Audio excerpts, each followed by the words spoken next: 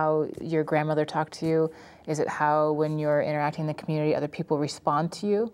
And it's like this idea about what makes identity. And I think this is the piece that really makes this a powerful story, you know?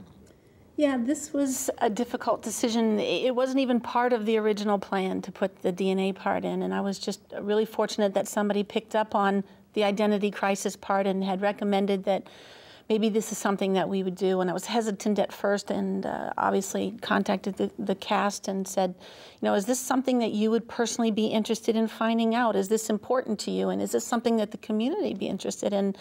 And all of them except for one person was like, absolutely, I would love to know, because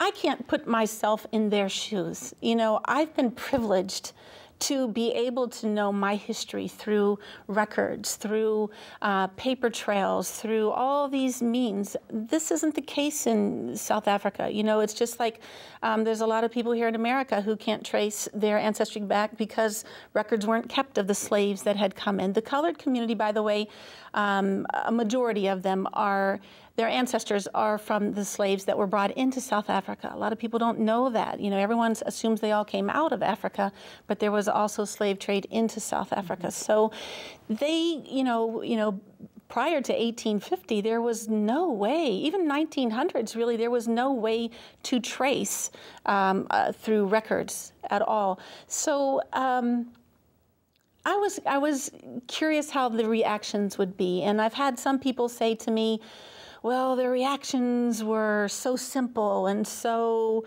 you know, there were some interesting comments that were made about their reactions, and I thought that was really unfair, because if for the very, very first time you're finding out a little bit, you've just received a little peek into your ancestry, how would I react?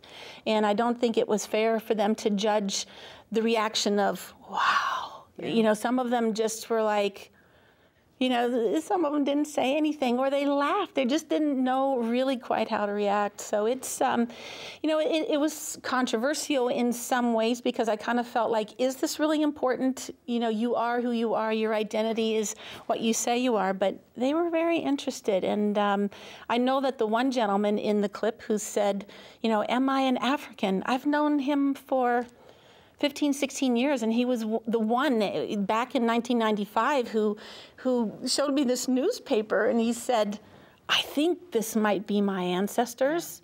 And it was him, you know, that probably gained the most from it. He kind of said, this was behind the scenes, but he says, I want to wear this every day. If I could put this on my back and wear this of who I am, I would do it every day.